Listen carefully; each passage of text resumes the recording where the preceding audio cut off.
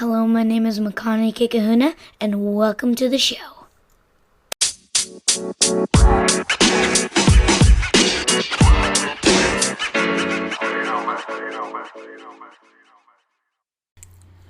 Okay, just like to thank Makani for that introduction. Yes, this is the Gino. My name is Gino Ray. This is Native as I Can Be, Between Two Cultures.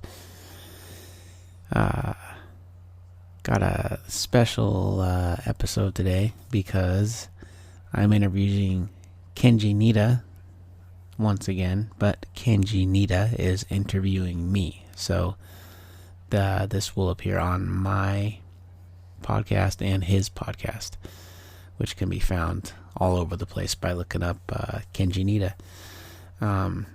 We initially started to talk about activism, protesting, things like that. We kind of went all over the place, but kind of circled back to activism.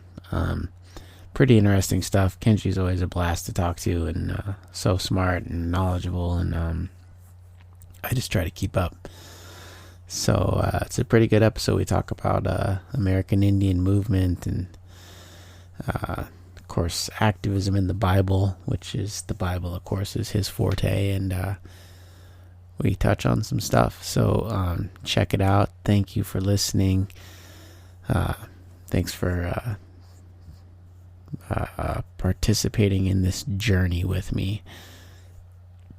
And without further ado, this is me and Kenji Nitta talking about activism. Let's go.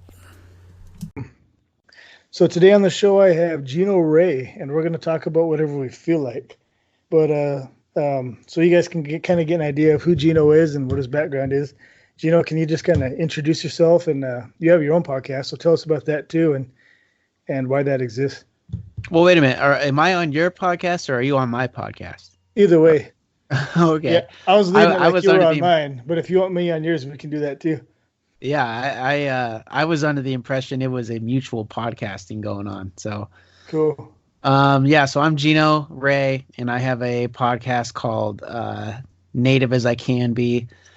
It's pretty new. I'm only a couple months into it, and it's basically the original idea was it's a podcast about myself being half Indian, half white, half Klamath Indian, half white, and trying to find my place within white culture or native culture, and just trying to figure out how to live in that void and properly represent my culture without really knowing a lot about my culture. But what I found out as I went along is that idea of existing in kind of a void between cultures. It doesn't just apply to race. And so I've looked into, being in an interracial relationship and being transgendered, and I have an adoption episode next week about transracial adoption and, just any kind of, and I think what people relate to that maybe aren't mixed race is just that idea of not fitting in fully in one environment or the other. So the focus of your show sounds like kind of that space when two worlds collide, or maybe when someone's trying to find a home in one culture or another. Right. And of course you've lived that too yourself, huh? Well, yeah, absolutely. Because I grew up with my mom who is white and my sisters who are white, and would see my, Indian family on spring break and summer break, and would be trying to just learn native culture sort of by osmosis, by going to powwows and just, really being around my people who I wasn't necessarily comfortable being around. So, and then going back to this town I lived in, Reedsport, which is a pretty white town, and being one of the only brown people there. And so they didn't have like they didn't have a lot of Mexicans or black people or anybody. It was just mostly Caucasian. Yeah, mostly Caucasian. It's just kind of a small little logging community that's a couple miles inland from the Pacific Ocean. But yeah, it's definitely pretty white. And I did my best to represent Native culture, but I didn't really know what I was doing. It was more or less pretending to be Native and using it to kind of stand out, you know. So did you identify more with your Native culture when you were in the white city, or did you more identify with white culture? No, I don't think I identified more with Native culture. I think I just identified less with white culture. Gotcha. Yeah. Just the things that the people around me were into, and I don't know if I can necessarily say they're white things, hunting, fishing, that kind of thing, but it's just not stuff I was into. And, Neil Diamond. Right, Neil Diamond. Some of that music, yeah. I mean, these guys, like, you know, when Vanilla Ice came out, they absolutely flipped, and I was already way into hip hop by then, and I was like, this stuff is kind of a joke. Like, what are you guys doing? You know, but to them, it was like David this, Bowie like, Queen sample was pretty sick, but the rest of it was kind of ridiculous. Right. Yeah. But they were psyched about it. They were kind of like, yes, finally, you know, one of us. You know? We got one in there. Yeah. You know, I grew up. I never knew my dad. I was half Japanese. I am half Japanese and half Caucasian, and so I grew up with my brother and my mom. And it was weird because when I was 8, we moved into these housing projects, and it was mostly Mexicans. And you know, I don't know. I identified a lot with Mexicans, and so then when I went into predominantly white culture in some places, like at school and stuff, it was a lot of white people. I don't know. I felt like I identified with a minority a lot. And then I moved into Cheney, Washington, and Cheney was a very white school, but there's a strong Native culture there because it used to be a res and it's close to a res now. And so when I lived there, this family kind of took me in. They're called the Daniels. That was their last name, and they're all Indian. And so I kind of identified with that culture a lot. And it's kind of weird because I've spent a lot of time in Caucasian culture, and I feel comfortable there. But I identify quite a bit with whatever minorities happen to be around me for some reason. It's kind of a weird place to be. Yeah, totally. And I found that, yeah, with sort of any minority group that I encountered, because I just felt maybe if I didn't understand the culture right away, I at least think that they understood the idea of being a little bit not center. Mm. That's a good way to put it. So now that you're exploring all these multicultural issues, what's that been into your view on the world? Because, you know, you've kind of lived it a little bit, but now it seems like intentionally you're diving deep into all these identity issues and cultural issues. And, you know, you mentioned earlier how culture is a lot more than just race. Of course it is. You know, there's all kinds of things. It's so multivariate and layered and complicated what makes a culture. But what are some of the things you're learning and you're picking up on? Well, like I was saying, that this idea of I don't know. I don't want to say being an outsider. That's a little too strong, I think, wording, but just that a lot of people kind of feel like they aren't quite on the inside. And I had a conversation with a guy I mentioned in my last podcast. We had this dope conversation, and I didn't record any of it. And it was so embarrassing. We talked for an hour, and I was getting ready to wrap it up, and I said, "All right, let's good to talk." Oh shit! Son of a. He goes, "Tell me you recorded all that." And I was like, you know. But so that guy, his name is Rembrandt Street, and that's his real name, and it sounds like something out of a romance novel. That's but he's awesome name. Yeah, it's killer. And he's a Shoshone Paiute Indian, but he grew up on the Navajo reservation.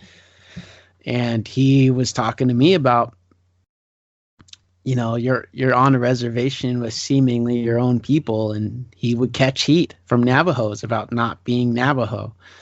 Oh. And he knew more about Navajo traditions than Shoshone Paiute traditions, because that's what he grew up around. And, you know, this idea that, you know, this really all is kind of a social construct, and there's really, you know, and people can go take all the DNA tests they want, but this idea that we have to, and by we I mean natives, have to kind of prove ourselves with this blood quantum is kind of ridiculous.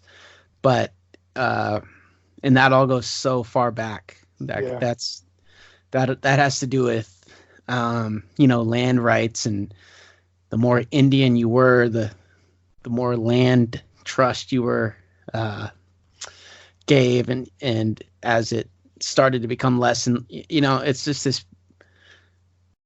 So that's what's going on with natives, and it's something I've experienced too, being half. Is this kind of infighting that has to do with what tribe and how much, and it's nothing we created, but that we seem to stick to. So can you give me a quick lowdown on kind of like what the for Native Americans, what's been the fight for identity? Like, I know with Black people, they've had Black Panthers and different kinds of, you know, when I was in high school, Cross Colors came out. Do you remember Cross Colors? Yeah, the brand. Absolutely. And you know, all my Black friends were wearing these big African medallions at the end of these necklaces on their necks, you know. And it was kind of a push to return to become more African American. So I know different people kind of, or different cultures negotiate that differently when, you know, they're kind of being, what's the word, involuntarily assimilated, you know, into another culture. And so what's some of that been like for Native American people and First Nations folks?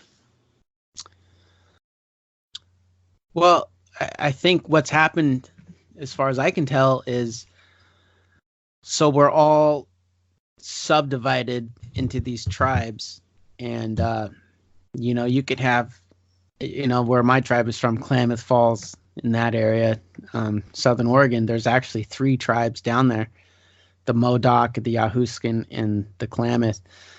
And they at times got along and at times didn't get along.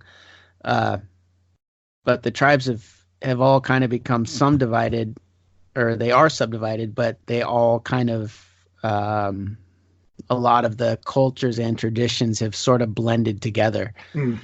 And, you know, the joke is that we've all become Plains Indians with headdresses, and you know, the powwows are kind of the same wherever you go, and which is all fine, and but I think we're losing some specific traditions in the just through time, and we're all kind of identifying as the same. So this idea that we're kind of picking on each other when we're all one is it's a little ridiculous, but it also makes sense. Like one of the knocks my tribe got was in the 70s.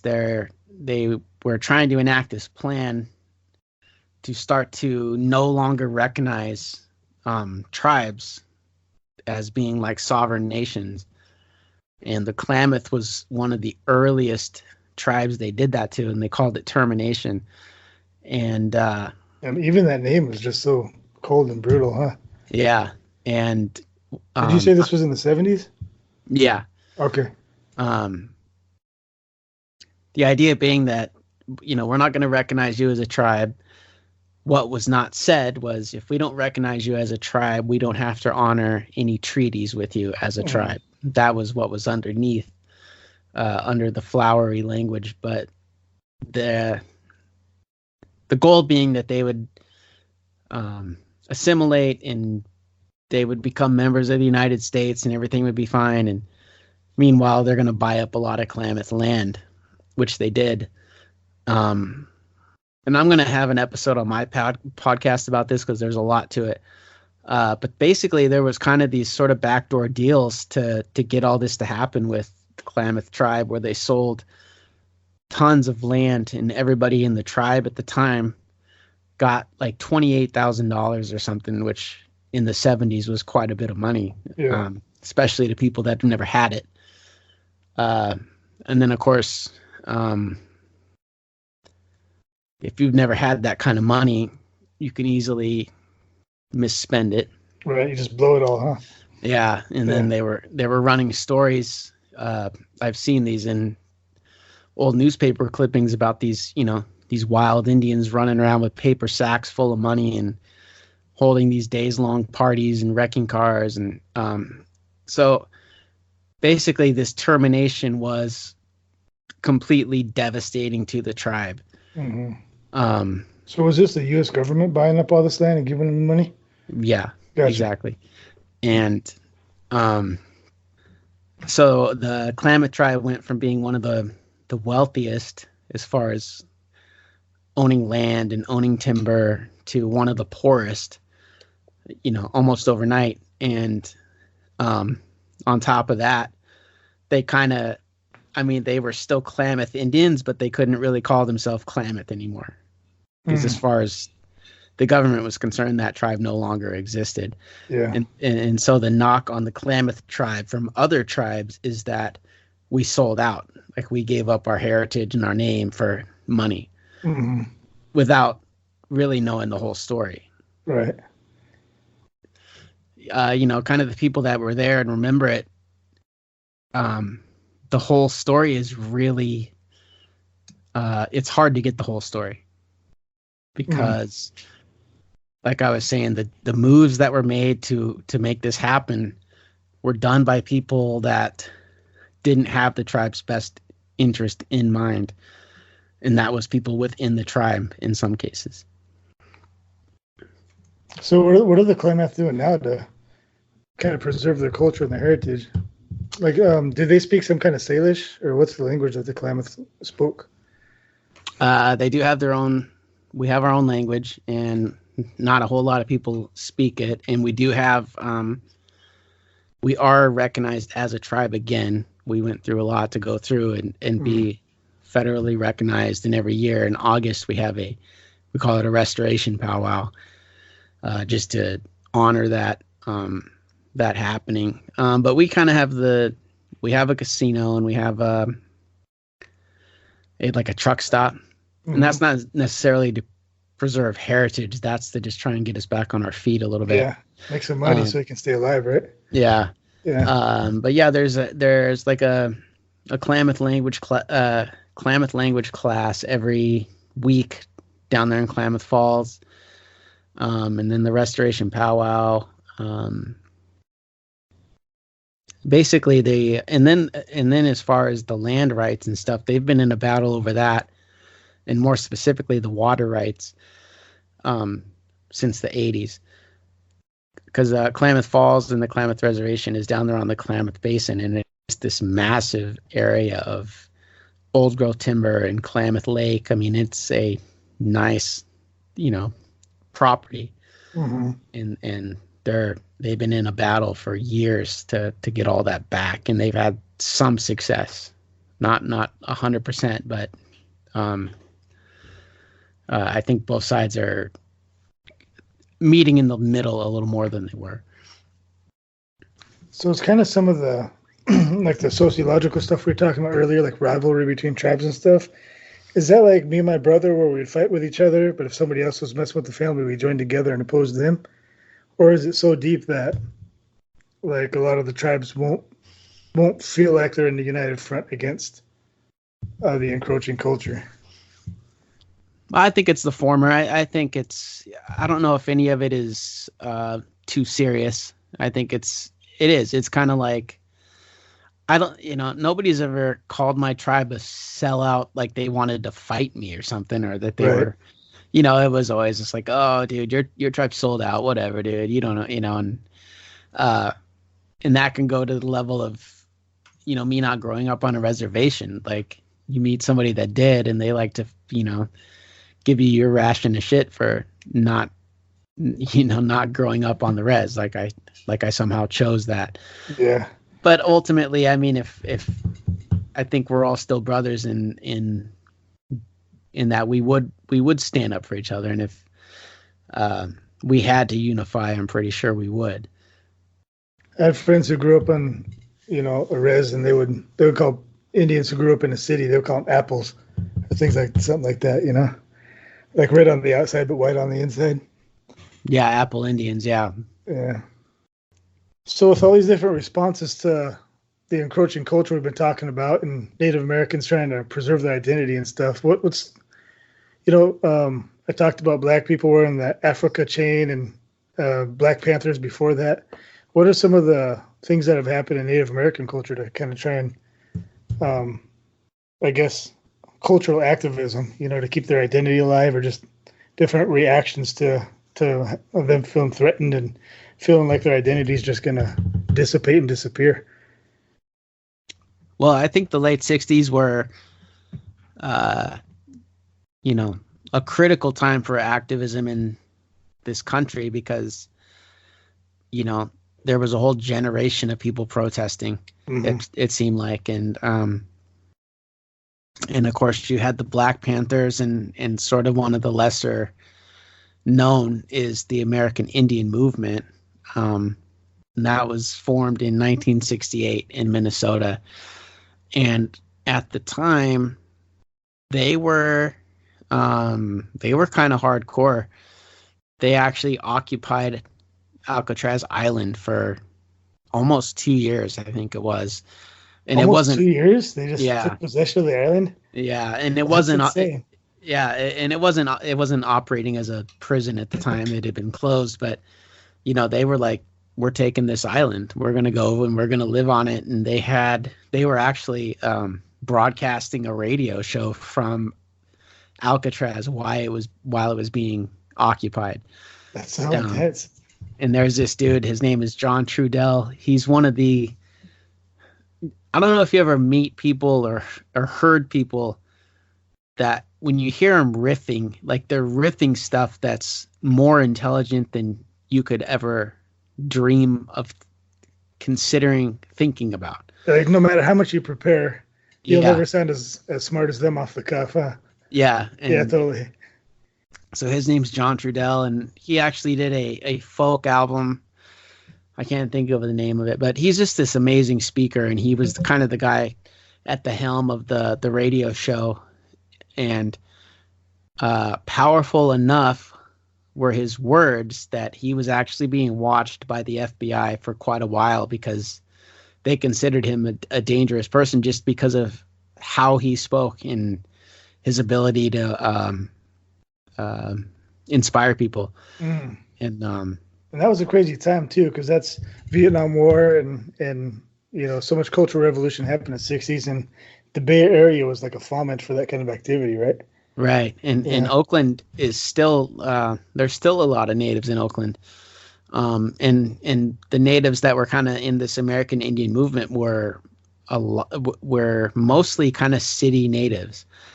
Natives that had left the reservation and went out into the world and weren't having any luck. They were still kind of being not treated very fair. So AIM was the movement at the time, and they did they took over a naval base in Minnesota. They took over the Bureau of Indian Affairs building for a while. They took over a dam in Wisconsin, and I mean they would just go and when they took over Bureau of Indian Affairs, I mean that's not like a abandoned building. I mean that was a functioning government operation at the time. And they did the like the upside down American flag flying outside, and they put desks over all the windows, and I mean it was a big deal. So what was their goal in taking these things over? Was it just raising awareness, or were they hoping to kind of ignite more of a movement, and get an identity going, or what was their agenda? Well, that's where I'm not sure, because or were they just pissed and they wanted to light stuff on fire?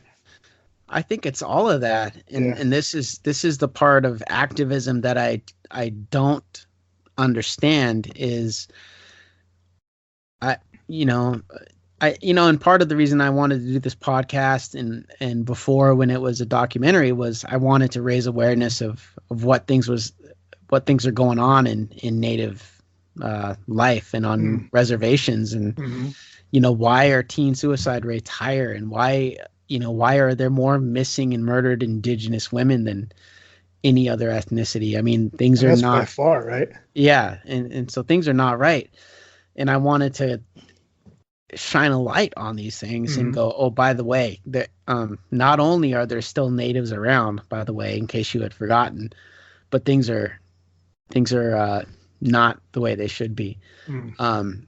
So as far as activism, I think, we want to shine a light on that, and I guess affect change, but I don't know how you get to change by taking over Alcatraz Island. I don't know how to connect those two dots, and that's where I've always struggled with activism, and why I've never been much of an activist, because I don't understand the process. And maybe if I were more involved, I would. But I have a hard time with that too, because activism by definition is action. And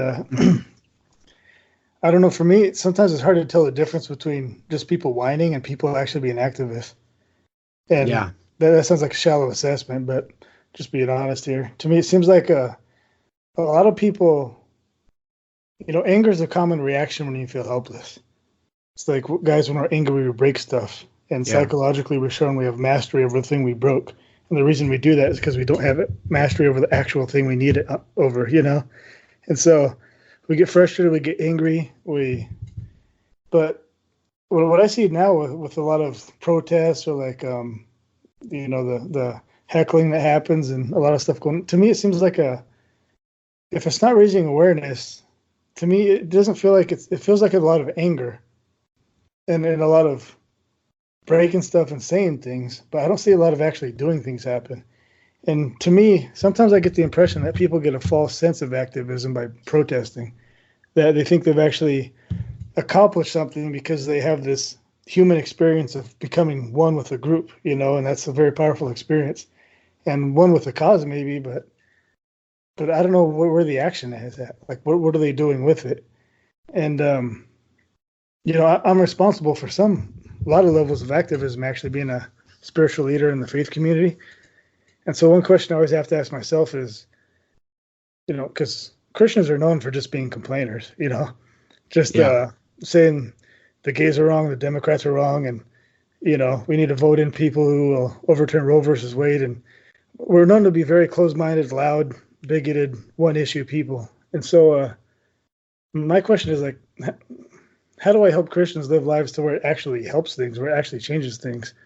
But my impression is a lot of activism, it seems like it might even prevent activism, because the protesting gives people a false sense of accomplishment and a false sense of involvement in something where they actually haven't done or caused any action really at all. All they did was get together with a group and have a group experience and complain about stuff, and then they went home.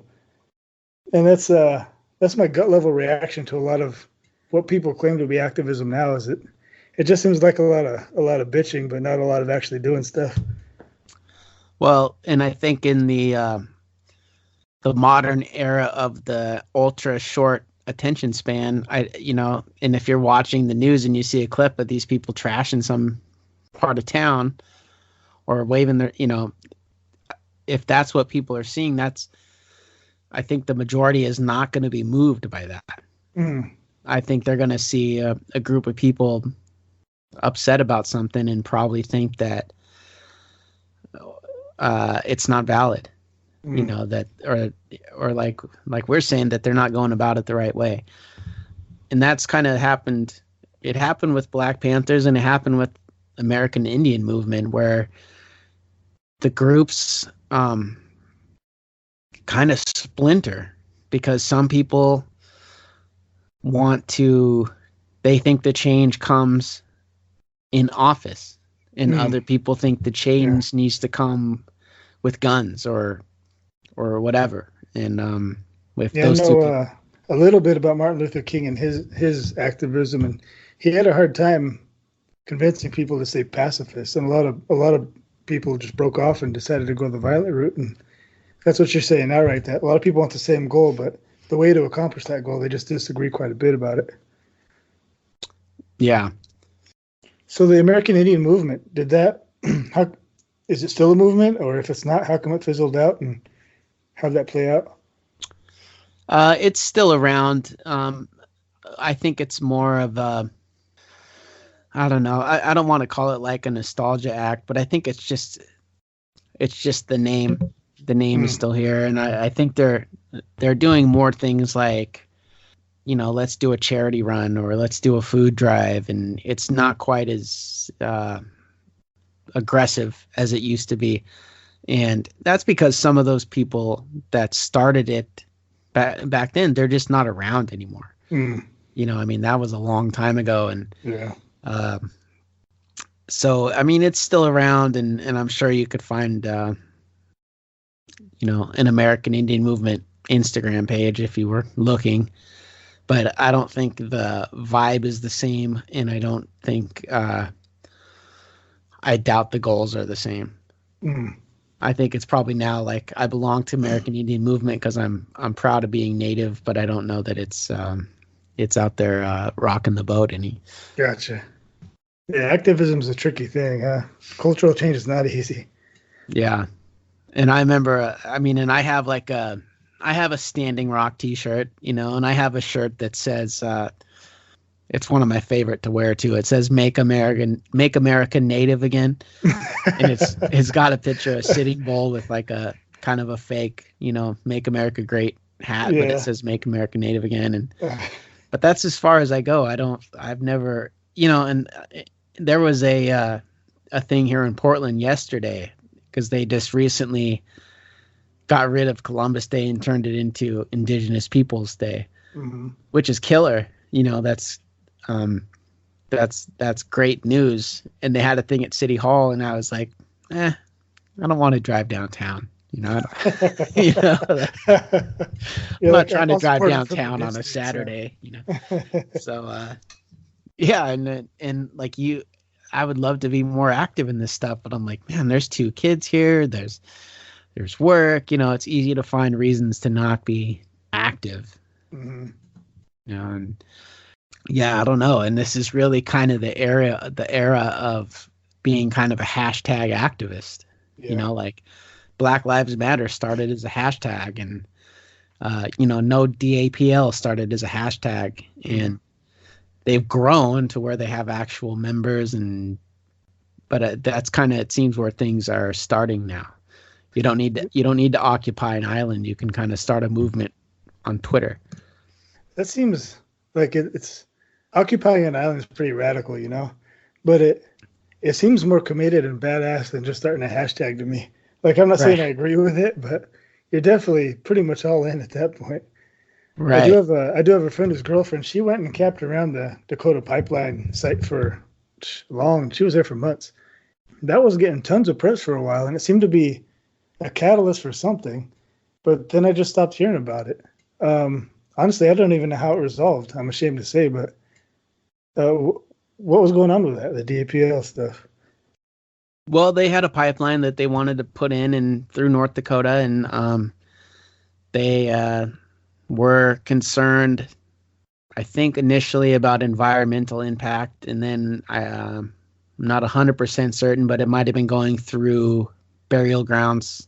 I'm not certain about that, but it was definitely on the Standing Rock Reservation, and they didn't want it. They didn't want it to be there, and they fought it. And I think what's her name?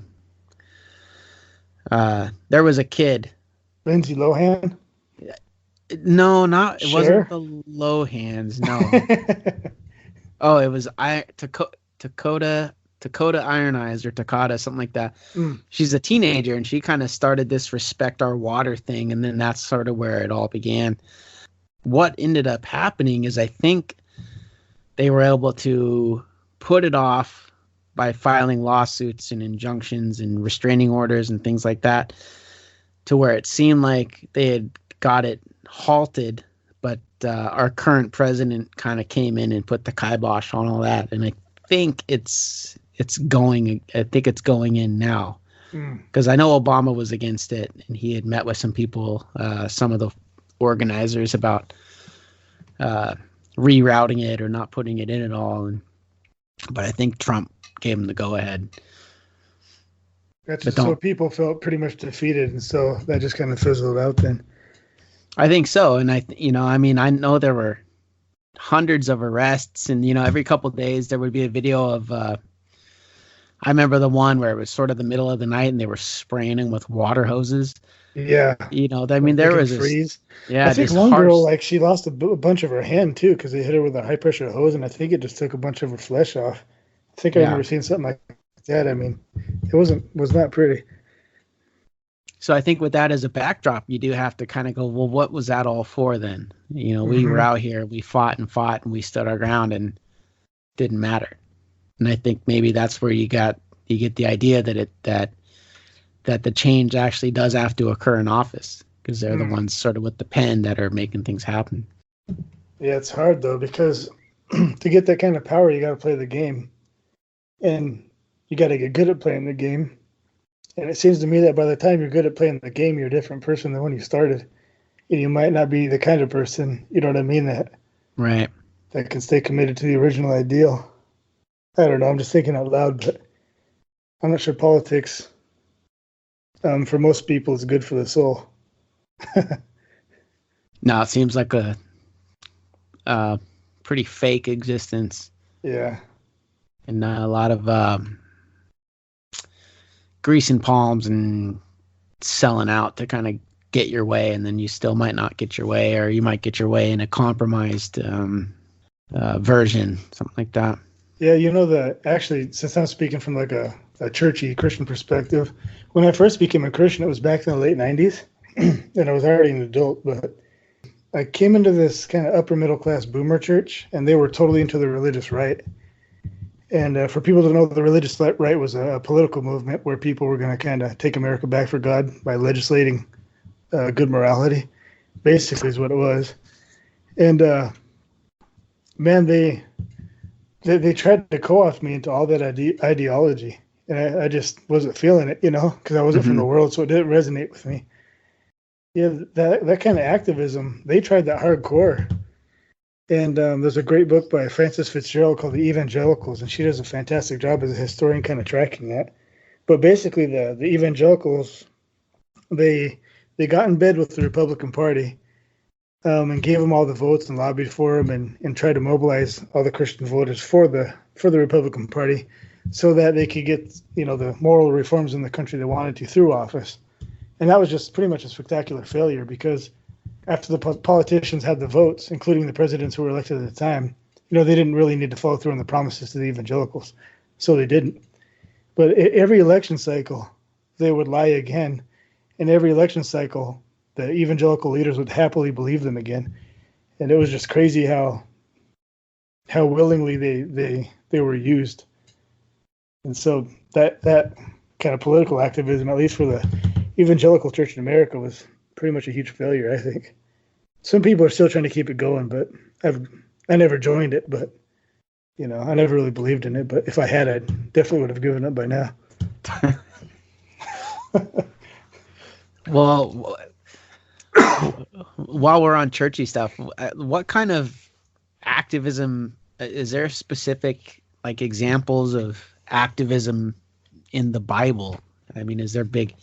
And by the way, I think we missed an opportunity here to quote the great Mitch Hedberg, who had to say one time, "I'm against protesting, but I don't know how to show it." Yeah, I love that. So, but what kind of examples in the Bible are there of activism or protesting?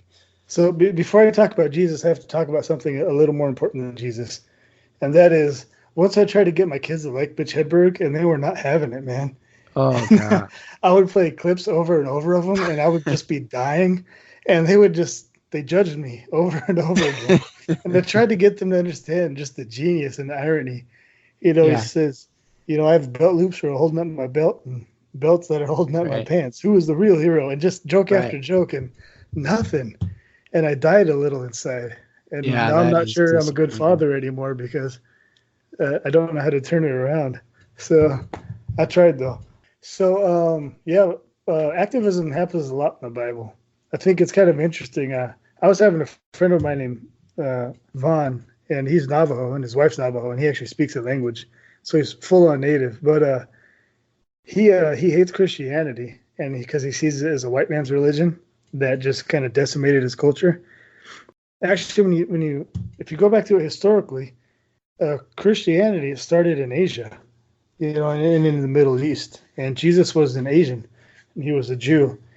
And so when you read like the Old Testament prophets and a lot of the activism that happened, there's a lot of strange things that happen in the biblical tradition you don't see in other cultures at the time.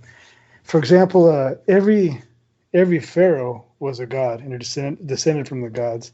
Or if you go forward in history, every Caesar in the Roman Empire, right, had descended from the gods or was a god. And in Christianity, in the Old Testament, you have this tradition of God making everything and him ruling over everything.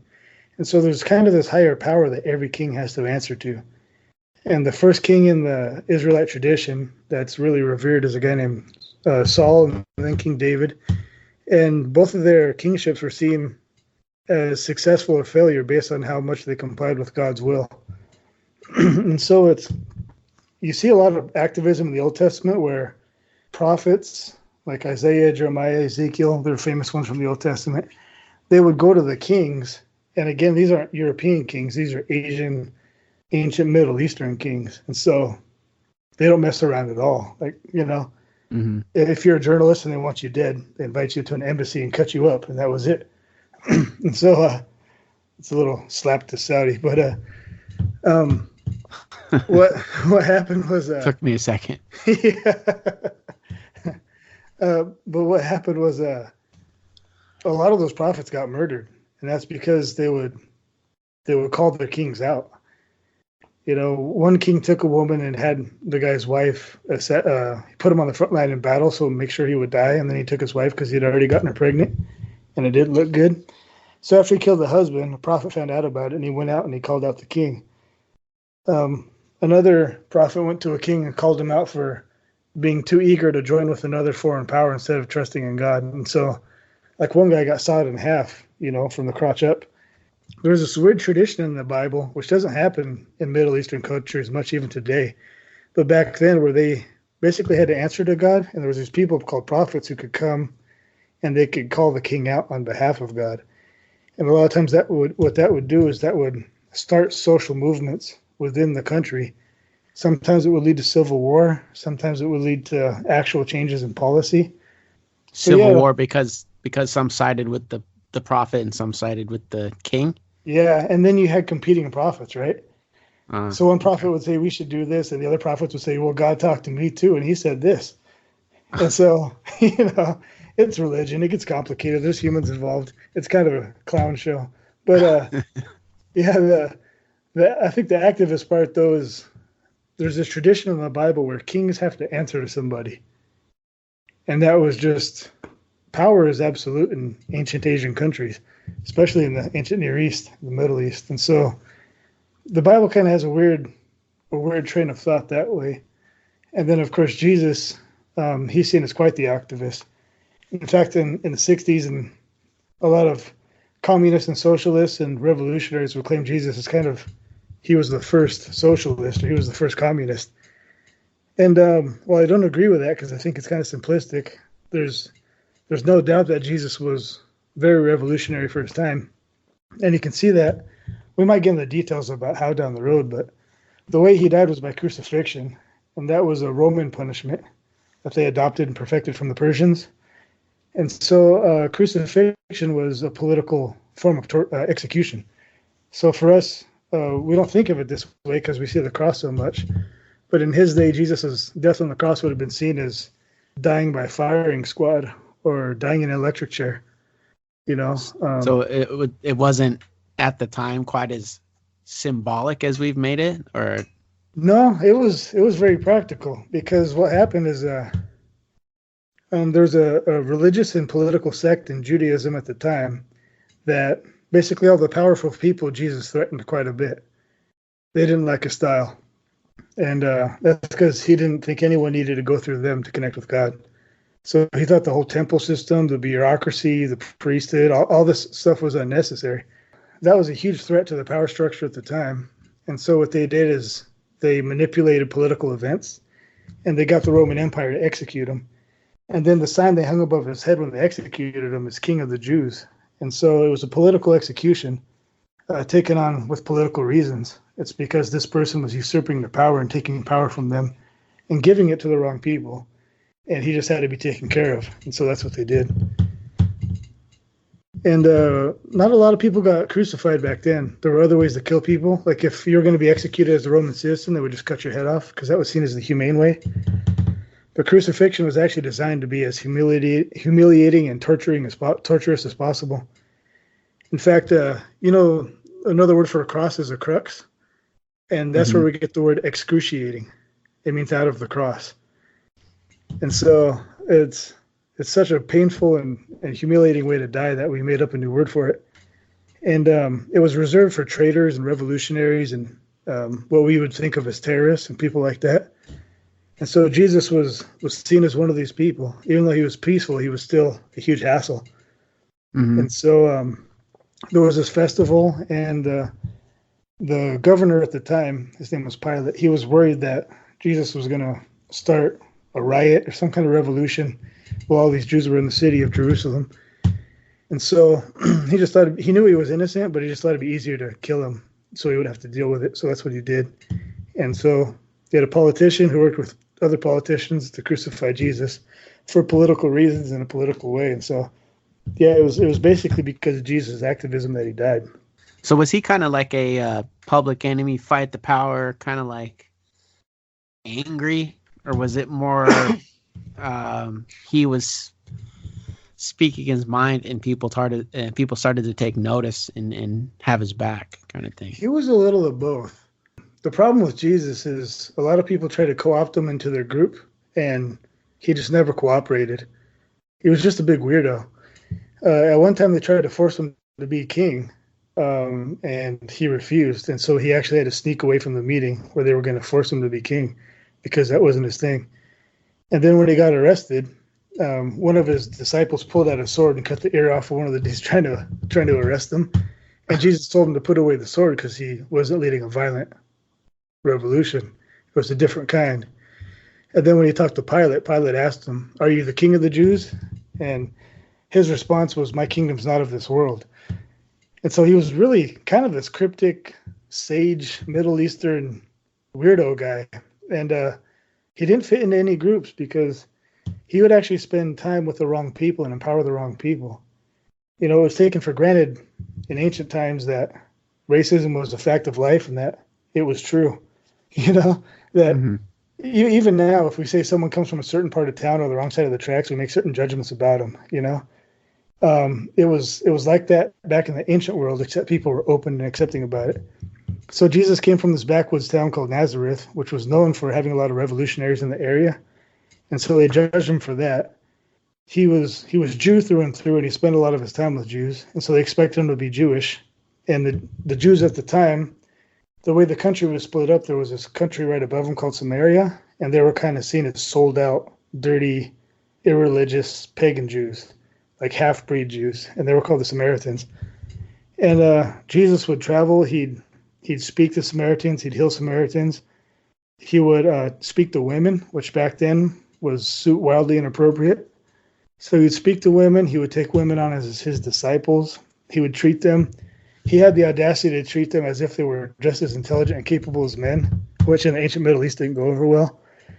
And so, or in modern Middle East. Yeah, exactly. There was people called lepers who had various skin diseases, you know, because hygiene was not as advanced back then. And anytime you had a skin sickness, they were a little superstitious, so they thought that was a curse from God.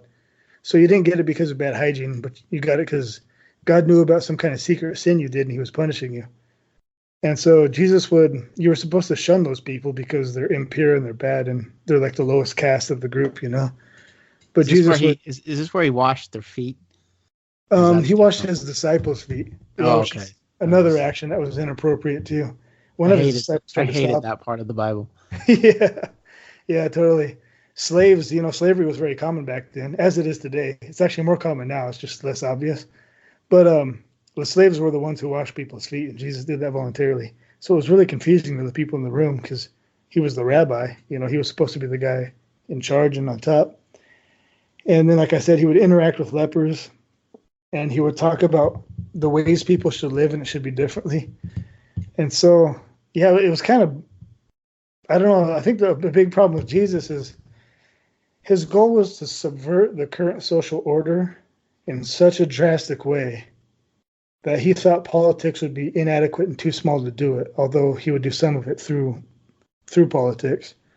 But I think his method was more, he wanted to completely change the people he interacted with. And he thought by dropping that pebble in the pond, the ripples would go far. And it seems like it has if you jump forward 2,000 years, you know. About a third of the planet claims to be Christian. And a lot of the ideas about human rights and things like that we've kind of derived from Christian philosophy. And so, I don't know. Seems like it worked out. So if he was at a protest current day, if let me put it like this, if Jesus' message could fit on a sign at a protest, what would that message be? Either for current day or for back then? It would kind of be like that slogan that says, everyone thinks of the world, but no one thinks of changing themselves, but with a little footnote on it. And the footnote would read something like, but we also don't have the power to change ourselves, so we need God to do that.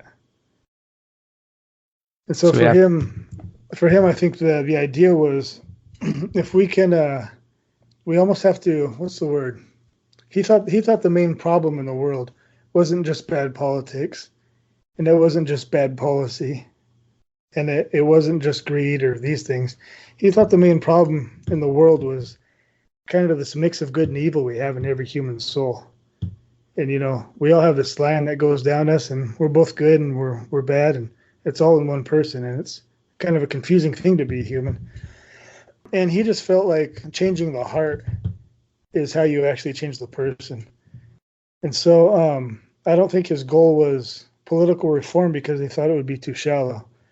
But he thought if he could somehow reform the human heart through faith in God, that if you were spiritually reformed and then you spent your life on helping others have a more truthful, beautiful life, and you took radical responsibility for your own life, and you live this life of what Christians call grace, where that spiritual reforming always continues to happen in you as a gift from God. I think he saw that as the real way to rearrange the social order. And I think he thought if that could happen on a wide scale, that the social order would be subverted and destroyed and rebuilt in a whole different way. And with that as a backdrop, it's sort of hard to understand why Christianity now has not a great reputation in some circles. Yeah, I totally get it, to be honest. Like, I didn't grow up in the church, and so when I started going to church, I didn't really like church people. Mm-hmm. And I've been a pastor for 20 years now, and I'm kind of still deciding, you know. It's I think we always want to co-opt Jesus for our own reasons. That's a dangerous thing. You know, I was having a conversation about illegal immigration with a guy, and I just kind of laid out that Jesus himself was a refugee and an immigrant. And I wasn't suggesting any specific policy because I'm not qualified to do that. But I was just saying that if we're excluding people because of fear, and I'm speaking to Christians, you know, from a Christian perspective. So I said, if we're excluding people because of fear, then there's no other way to label that except cowardice. And that Christians shouldn't be cowards. Mm-hmm. And so if we're excluding people because of fear, that's not a valid reason to do it. And that Jesus lived his life interacting with all kinds of the wrong kind of people just because he had no fear. He had too much love, and there wasn't any room for fear. And so he just did what was helpful to people, regardless of whatever labels we like to put on them. And, you know, people took offense to that, mostly the conservatives in the group. And I quoted a bunch of verses so I could sound all churchy and spiritual and stuff. And then one of the guys responded, well, Jesus also said, don't throw your sheep among wolves. And so I don't think we should let immigrants come in because they're going to destroy the country. And the only problem with that is, you know, that Bible verse that says, don't throw your sheep among wolves? Well, I don't know who he thought he was talking to, but I'm a pastor and I've read the Bible a lot, and that verse doesn't exist. Like, Jesus never said that. So I pointed that out to him. I'm like, do you have a Bible reference on that? Because I don't think he ever even said that.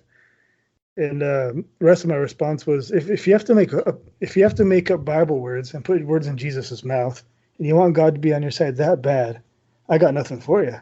Mm-hmm. But I see that happen all the time and it's not just, I think it's human nature. I don't think it's just Christians. I've seen this happen with other religions and politics all over the place, but we kind of want what we want, and we want to leverage whatever we can get from everywhere to try and make that happen. And politicians, they'll do it with religion, no problem. Like, they won't bat an eye about it. And they can tell you with a straight face that Jesus is Democrat or Republican without realizing that those categories didn't even exist in his day, and that if they did, he'd probably fit in with them as good as he fit in with any other group, which was not very good at all. So yeah, I think Christians have gotten a bad rap for a couple of reasons. One is Christians have been bad. Like, we really think the way to change the world is with this cheap activism we've been talking about. So they kind of get together and high five each other and hold each other's wings and talk crap about whatever cause they want to talk about, but they don't actually do anything. So I think that part is definitely legitimate. I think another part of it is sometimes we'd rather be right than helpful. Yeah. And so we want people to know abortion's wrong. But actually, I preached a sermon on abortion recently, and I asked, what does it mean to be pro-life? I know this is a controversial topic, but basically my big take-home was, if you guys aren't fostering or adopting kids or sacrificing a lot to give unaborted kids a chance, then you're not pro-life. And that went over really well, as you can imagine. Right.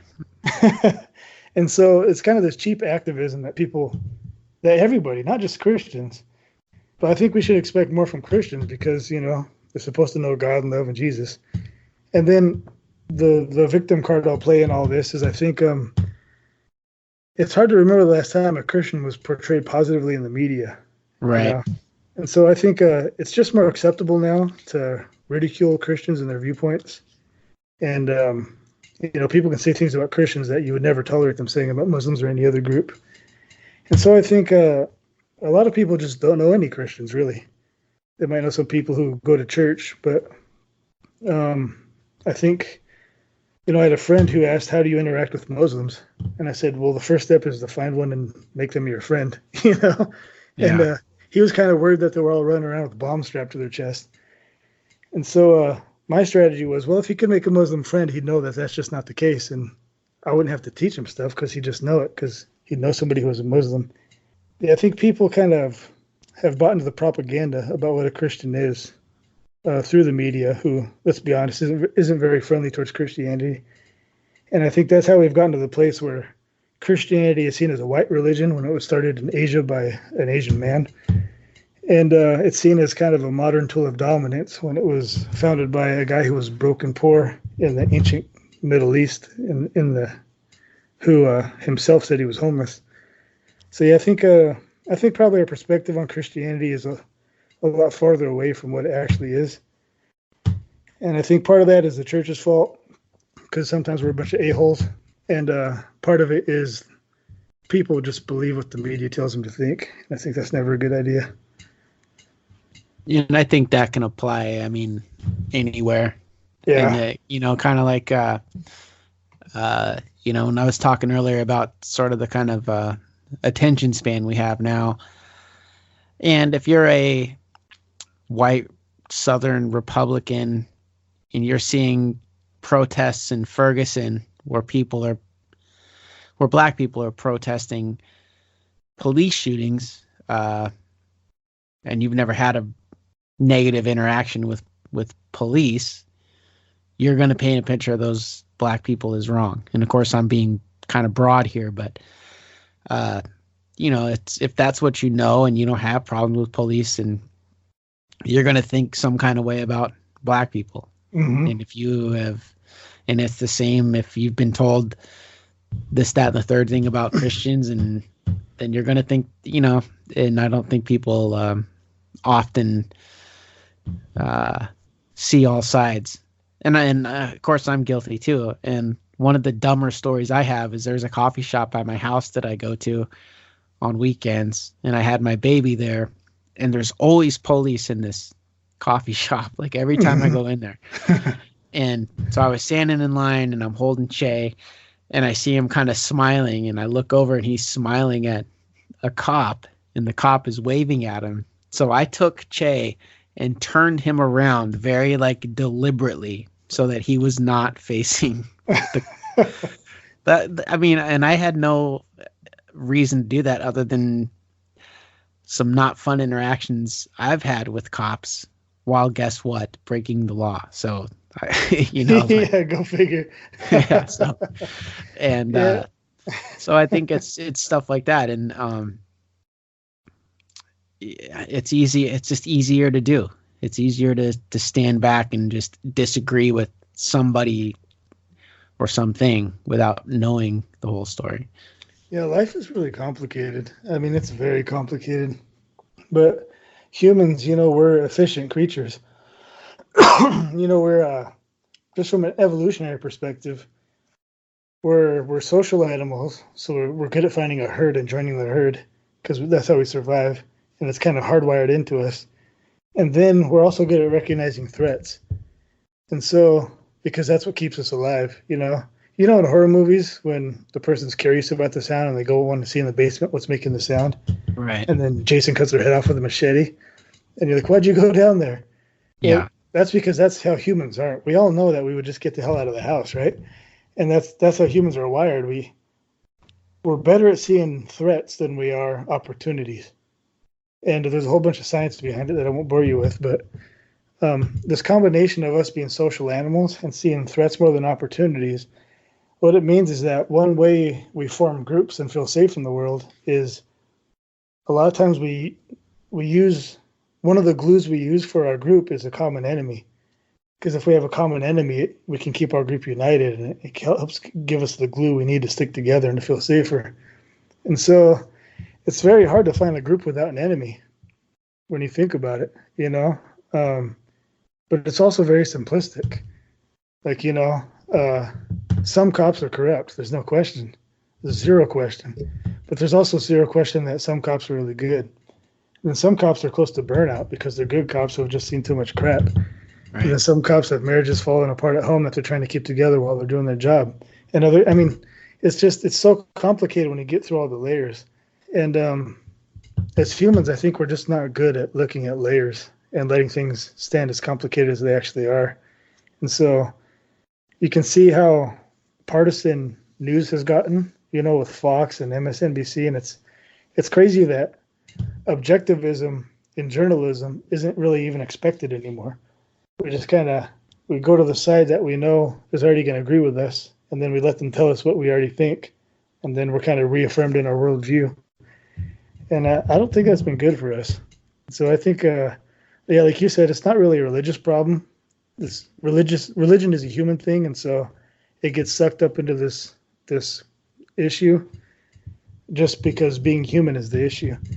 And I think most people are very simplistic about how they see the world. We kind of jump to conclusions. We stick to the conclusions. And sophistication doesn't come easy to us. And shades and nuances and tones and colors. I mean, it's hard. And so, well, and we're going to cherry pick whatever fits our narrative the best, whether it's at an individual level or, as a group. It's like I could go on and on about the government and all the corrupt things they've done to Native people or lots of people, really poor people and women and whoever else. And but yeah, that doesn't tell a whole story. And especially when you think about, we have Al Gore who gave us the internet. And if there's no internet, there'd be no YouTube. And if there's no YouTube, there's no cat videos for me to watch. And that would be a world I don't want to live in anymore. Yeah, the phrase Rickroll wouldn't even exist. Yeah. And I can't accept that. Yeah. Yeah, I was tripping out on this. I was thinking about, I don't know if we were recording when I brought up the blood quantum thing about natives kind of being one of the only groups. And I think Hawaiians are probably the two main ones where we have to sort of have proof of how native or not native, or we are. Yeah. You just don't hear about that very much. And I was thinking about how that all came about, and a lot of it goes back to land rights and things like that. And how nuts it is that we have to prove to somebody, and I do this myself, how native I am. I carry around my tribal ID with me at all times, even though the chances I'm going to need it are maybe 1 in a million on a day-to-day basis. Yeah. But it's like that off chance that I encounter another native, or just for some reason have a need to pull it out. And just trying to think of where that comes from, that need to prove my blood. Yeah. And how native tribes were not, they didn't operate back in the day based on how much blood you have. It was it was your kin, it was who your relatives are, and it was it didn't matter. And it became this question of this percentage of blood, which is, I think it's kind of ludicrous to have that be some kind of qualifier. But it's crazy the different qualifications and labels we and they're all arbitrary, they're all pretty crazy. But I have a friend who was a black guy, and he's light skinned black, and so he'd have other black people call him Uncle Tom and stuff just because his skin wasn't as dark as their skin, and for a black person to call another black person an Uncle Tom, that's not a small insult. And so it was where I was going with that is that was a construct that I wanted to blame on the United States government. That's where I was going with that, is that this is something that my people could point to the government and say, these bad people did this, and this idea that they're making us prove our heritage to them, but it has flipped to where we're now proving it to each other. That's where I was going with that. Oh, so it was almost like blaming the government for just another form of social control over Indians, right? Is that what you're talking about? Yeah. And that it's easy, because if I have this narrative that the government is this big bad monster that is smushing people down with its thumb, that was another example I could use that fits my narrative of this big evil government. That's where I was going with that whole blood quantum thing. But it's hard not to find a common enemy, isn't it? Yeah. I mean, that's what's going back to my Bible thumping stuff. Jesus, he didn't really have a common enemy, really. I mean, of course, anything that was evil, anything that was dark, anything that was destroyed or stole life. But his premise was that you needed God's help to confront all the evil within yourself. And you needed grace to change all that into beauty so that the world could be a better place. Man, I don't know how he started a movement without having a common enemy, to be honest. Because every Christian group I think of now, they have people they disagree with and they talk about they don't like. And just every human group, they all have their rivals and their enemies and people on the outside that they kind of vilify. I've also often thought it would be easier to I'd be a more popular preacher if I just took a hard line in one direction. If I really wanted to be a very popular preacher, I would just go super far right conservative, because I can be provocative and go the party line hardcore, and I can make it sound like Jesus agrees with me on every point. I could tell people what I know they already want to hear about things, and I think they would love it, and my church would be bigger for it. It's hard trying to be honest and trying to start a movement where the enemy is all the brokenness within yourself, and the way to overcome it isn't by destroying it, but it's loving it back to wholeness, And so trying to get people to live with that without an enemy, that's not easy. And I'll be honest, I don't think I figured it out yet, but I hope I do at some point, because it's kind of supposed to be my life's work. Yeah, that's I don't know. I thought I'm not a Bible thumper by any means, and used to be atheist just to kind of say I was, just to stick it to somebody, or go against the grain. But definitely in the last few years, found a spirituality that's undefined, and unexplained. And I don't spend really any time trying to define it or explain it other than having a impartial person to talk to when I'm by myself. And that's really all it is. And then like kind of an impartial person or entity to show gratitude to, which is always the first thing, because I have these daily conversations, and the first thing is always gratitude, whether it's just day-to-day stuff or thanks for me noticing that car that was merging, and totally. Stuff like that. And then it's like, and then at the end, it's kind of like, oh, by the way, I got this job interview. If you could help me out, like that'd be cool. Like I'm not really asking. I know you're not a genie, and but that all developed in the last couple of years, especially when I had stopped drinking, and it wasn't like a higher power thing. Like, oh, you got to have a higher power to do this. It just started as something I was like, maybe if I keep sort of almost like a mantra, if I kind of just keep repeating this every day, and put it out into the universe, things will start happening. And that's kind of how it started to work. And then once I noticed things happening that I was seeking, and I can't think of any examples, but, it was like, well, maybe there's something to this.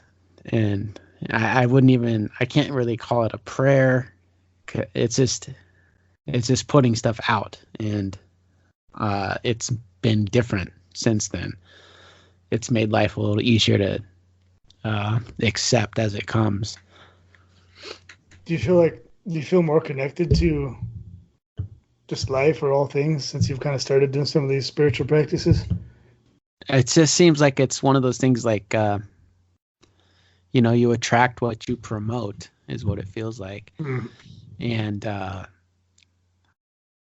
if something's just bottled up in me, I don't know how it has anywhere to go. So it feels like there's something just by saying certain things out loud to no one in particular, but releasing them from myself out into the cosmos, that it's able to then latch on to whatever it needs to latch onto, to either for me to be rid of it or for what it is I'm seeking to then kind of boomerang back. But I don't know if that actually makes a lot of sense. So by like expressing it, it kind of completes.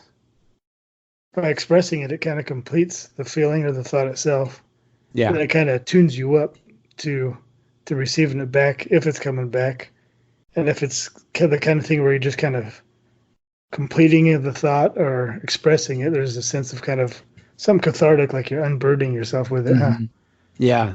And even when I've asked for specific things, like even corny stuff, like and having those kind of turn out in my favor, it's like, okay, then maybe I'm not so crazy for thinking that might work, like and it's been consistent enough that, if I start to lay down without kind of going through that ritual, I don't feel right. Like, and I either have to lay there in bed and have this conversation mentally, but still projecting it, trying to have this conversation.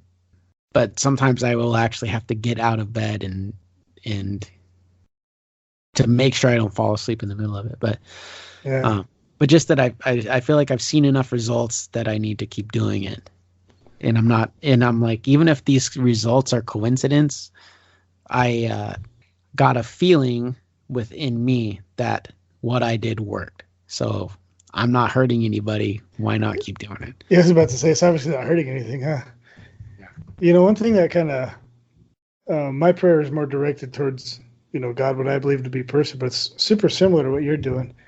And one thing I'm still growing in, I need to get better at, but one thing it's helped me with is, I was a super angry young man, and now I'm a pretty angry old man, but I think I'm a little less angry. And I don't know about you, but when I grew up, I just kind of felt like the whole universe was set against me. I know psychologists call it learned helplessness, and it's pretty common in poor families. But I just kind of felt like the school was against me, the teachers were against me, nobody wanted me to succeed. For an atheist, I was pretty pissed off at God, who wasn't even supposed to be there, you know? I felt like he was against me. And so I was just I felt like all these things were against me, and practicing true gratitude and some of the things you've been talking about, that's kind of helped me see that, well, actually, you know, maybe the universe is in my favor a little bit too. Like maybe it's for me. Maybe it's not just against me. The only thing that's hard to that makes that confusing is, you know, because then I'm like, I say, yeah, and you know, if you can help me stretch this paycheck, you know, the dumb stuff. But then I'm like, yeah, thank you for this really healthy family I have, and that most of my closest family and friends are healthy, but watch out for the ones that are struggling, kind of thing. That's all well and good, but then when you see kind of stuff like shootings and, you know, the really ill stuff that happens, then that's when it gets hard. And I think that's probably hard for the hardcorest of Christian people, when you see just gnarly stuff happening to people that don't seem to deserve it. I think that would trip anybody up. It certainly does me. But definitely. I still just am grateful for the closest to me being okay. Yeah, I think it helps me bounce back from that stuff, because that stuff actually affects me a lot. And, you know, one of the biggest struggles I have with God over the years is I tend to doubt God a lot. And what I doubt him a lot about is just all the shit, you know? And I think you should be better, smarter than this. Like, why is there all this crap here? And I've read tons of philosophy on it, and I've thought about it a lot, but just I'm talking on a gut level right now. On a gut level, I just I get mad at God sometimes because there's just so much crap. And but what I found is the more I'm connected and rooted, the more resilient I am. Because, you know, life is tragedy. I mean, it's going to happen at some point. Yeah. Around us, and, you know, you've been through some tragedy yourself, and you've gotten breaks, but that's not the last tragic thing that'll happen to you. And I haven't seen the last tragic thing that'll happen to me. I mean, life is just tragedy. That's something I learned from Buddhism that I saw Christianity agreed with, is that life is difficult. But if I can be less angry to start off, I think I can bounce back from a lot of that tragedy a lot better and kind of be more productive about it from an emotional perspective.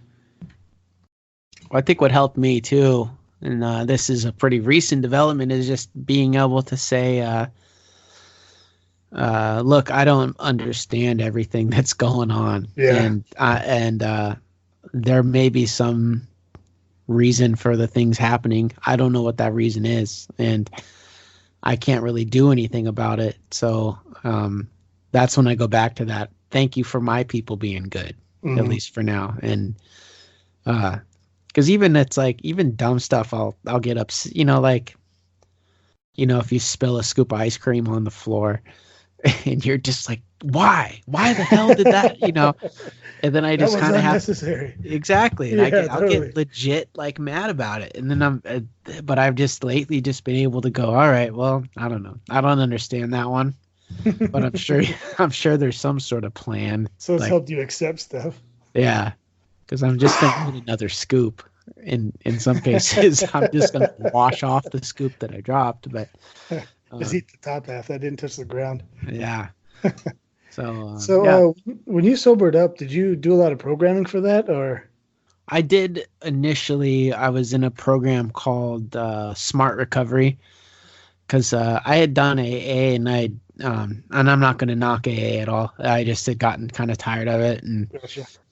One of the things about AA, at least the groups I was involved in, people hang with other AA people, and everything sort of becomes an AA event. And especially in the beginning, when a lot of them have you do like 90 and 90, you know? Yeah. You don't really have a choice not to hang with anyone else. Yeah. And it just kind of becomes hard to, at least for me, it was hard to kind of exist outside of AA functions, you know? And So this time around, when I decided I needed to quit again, I found this group called Smart Recovery, and it wasn't or isn't faith-based. Mm-hmm. There's no higher power thing. It's more scientific study, and it's more work. It's more writing things out and Gotcha. More psychology and human nature type stuff. Yeah, and there's still a group aspect to it. So I was going to a group every Wednesday, and the group was smaller, and it was kind of just it was more of just like a check-in. It was more of a place to kind of come and unload once a week. Gotcha. And sometimes that was enough. Yeah. But I don't know. There was something different about my mindset this time around, just where I just knew what was going on wasn't working for me anymore. And part of that was like, I was drinking so heavily when my son died. Like, I would wake up some mornings disappointed that I had even woke up. Like, I would wake up and go, seriously, dude, I drank, like, I can't believe that wasn't enough. Gotcha. And so it's a serious self-destructive phase. Oh yeah. It was real dark. And what's funny is, well, not funny, but what kind of opened my eyes is my girlfriend Laura. This was before we got serious. She said, I think if I was in a face-off, meaning her, if she was in a face-off with whiskey, she would lose. And I was like, nah, come on, get out of here. No, I care about you. And she's like, you choose whiskey all the time. She's like, you drink at work. She's like, I bet if I went to your car, there's whiskey in your trunk. Like, you drink and drive. Like, you don't give, like, it's all about whiskey. And I had blown her off to get drunk a couple of different times, and so for her to kind of word it like whiskey is your priority, like, I just had never thought about that. Gotcha. And even though it clearly was, it was obvious. So when she said that that I would choose whiskey over everything, that kind of that changed everything. Because clearly in your heart, she was more important to you, but you weren't living that way, huh? Yeah, exactly. I was just really going through the motions, and I didn't realize it at the time, but and I don't think a lot of people that are really in the hard part of their addiction, I don't think we realize what we put people through, because we think we're doing it to ourselves. And I thought I was, like, if I'm in my room in the dark drinking my whiskey, who am I hurting? Yeah. But I was hurting everybody, because you put your people in a position where you either have to drink in front of them and they have to watch you die, or you cut them off and they don't get to see where you're at and what's going on and if you're okay. And that's hard, man, because that feels like rejection, and then you feel helpless on top of rejection, and you're worried because you don't know what's going on, and that's a personal hell for sure. Yeah, and I just don't know if people always realize that, and that kind of helped when she told me that about where my priorities were at. And it's funny, I quit drinking while I was still drunk, which I'm sure happens all the time. I'm sure there are plenty of people that are hammered, say, I'm never doing this again. And I woke up the next day, and I've done that myself a bunch of times, and really said that to get people off my back, mostly. Like, I know I won't do this again. But I woke up that next day and was like, okay, I guess I'm doing this. Like, and I stuck to it, and I didn't go back. There wasn't like a toning it down period. It was just like, okay, I got to do this. I think I went to a meeting like 2 days later, or maybe not 2 days, maybe the next week. The next time the meeting came up, I went, and I remember how scared I was walking into that meeting, because I knew what those meetings were like. Not necessarily smart meetings, but just recovery meetings. Right. And I knew what I was walking into, but I was still afraid. Like, who's going to be in here? What are they going to, am I going to talk? Am I going to listen? And just realizing that so many people know what it's like is one of the best, most important parts about those meetings. Mm. They've all been down and out and had that, whatever it is that their vice was, they lived for it, and they know what it's like to try and live without it. So did you relapse a lot after when you were trying to recover, or it sounds like you just kind of decided and? No, I haven't relapsed. No, and I didn't really do that the first time I quit drinking either. The first time was for 5 years I didn't drink, and then one day I just decided I was going to drink again. Mm. And was it after Bam's Fest, right? No, it was before, actually. Oh, okay. It's one of my big regrets in life that I started to drink while he was still around. Mm. And I did all the stuff that people like me do, and I started to tell myself I'd earned it or deserved it or whatever. It wasn't going to be a big deal, and of course it was. I went right back to it being problematic. But yeah, then of course when he died, I was on a crazy train for sure. Yeah, totally. But then everything turned around. I mean, and I remember one of the things I would get sick of in meetings, especially when you're first getting sober, is kind of the old timers talking about how great life gets once you get sober. I didn't always buy it, like I didn't see the world changing when you're first sober. And even the first time around, I didn't see it changing a lot after a couple years sober. I was like, well, I still am not making that much money. I'm kind of broke all the time. I don't really see it that differently other than whiskey's not involved. It just felt like it wasn't as complicated, but it didn't feel a ton better, Yeah. But this time around, there are definite, like, measurable things that have improved in my life as a result. I went from about 260 to 205, weight wise, in just better job, better health, better car, in a house, better, just things just improved when I took all that out of the equation, because I started living again. I started paying attention and having drive. That was all gone. I was just purely going through the motions of what life is. So to bring it back around, with activism, how far have you gotten in terms of figuring out how to do it? Because I find myself, I'd like to be more of an activist, and I work in the faith community, do some community organizing, and we mobilize stuff to combat human trafficking, and we have all kinds of social justice efforts we do, but I never feel like I'm doing very much or enough. You know what I mean? Like, I feel like, I don't know, I guess if I feel like I'm not Martin Luther King Jr., then I'm not doing anything. But so I just wonder, like, how far have you gotten in terms of how to be an activist and how to affect some of the change or open up the world in the ways you'd like to?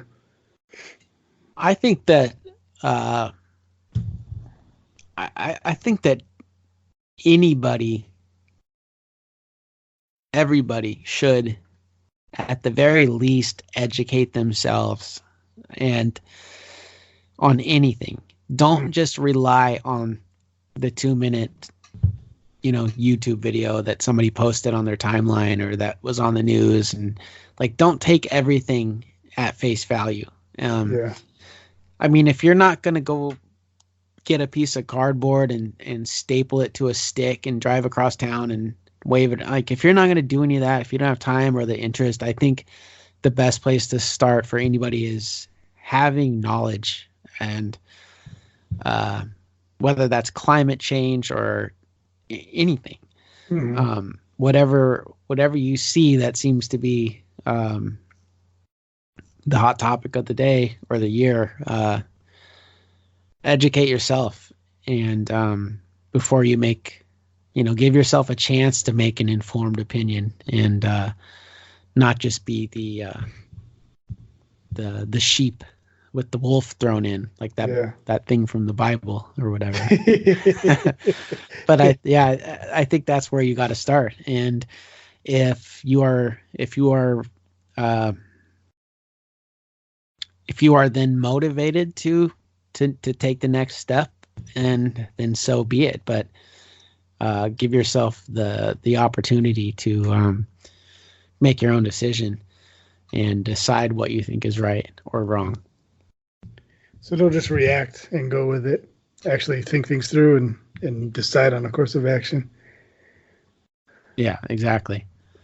Because I'm not an activist, and but I read a lot, and I like to be as informed as I can, and even that is challenging when there's soccer practices, and I think that's the other part of activism, is just there's life to deal with too, just everyday life that, and some people would say that isn't an excuse, but you also have to have priorities.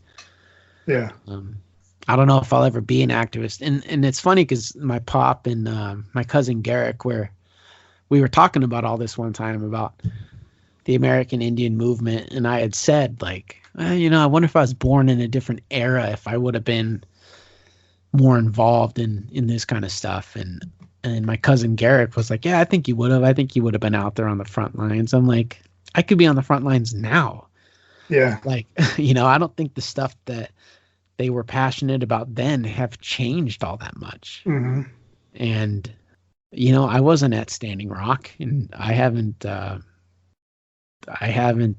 down to any missing and indigenous women marches, and I don't know if I'm wired that way. I think some people are, though. I think some people are wired to get out there and yell and try to make a difference that way, but somehow that's not me. But I support the people that do. Yeah. Yeah, it's hard because being a pastor, there's lots of different expressions of Christianity, and people kind of meet God and live their lives in their own way, and we all have different temperaments and different gifts and different kind of personality, how we're made up and stuff. Some people are more action oriented, some are more thinkers and less more talkers, less walkers, but I think for those who are listening, like from a Christian perspective, I'd say, I think just try and make the world more beautiful by the end of the day than when you started it. Yeah, absolutely. I think there's real simple, practical ways you can do that in the life you already have. I don't think you need to become MLK or go off, across the country and do a march. I'm guessing there's stuff that God has already put in everybody's hands that they could be more faithful with now. They could make more beautiful now. They could be more responsible with now. And I think if you can add beauty to whatever God's already put in your hands, by the end of the day when you started, it's good. And if you can do that most of your life, there'll be times when tragedy happens, things are hard, and your goal changes. You're not trying to add beauty. You're just trying to make it to the next day. And that's okay too. But I think in general, if you can just put more love and more beauty into the world with the things that are already right in front of you. In the Bible, there's a verse that says, if you've been faithful with the little that you've been entrusted with, then God will give you more. And I'm not sure it's a good idea to go out there and try and change the world before you've worked on knowing what it actually takes to change yourself. Because then you're kind of expecting of everybody else something you haven't even done.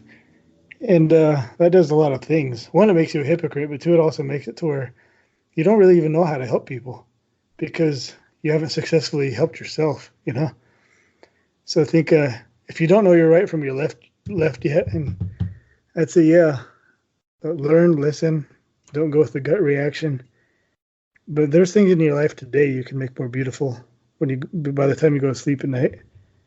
I think if you can be faithful with those things, I think that'd be a good kind of activism to start with. I think once you start that journey, God will make the rest of the walk plain to you as you go along. Well, we covered a lot of ground, man. I'm glad we chatted. Yeah, we did. We went all around the globe on that one. I think we solved all of the world's problems, so that was a good chat. Oh yeah, please tell me you were recording it. I don't want to have to go through that again. Yeah, I think it's recording. It's still recording. We're good to go. Good.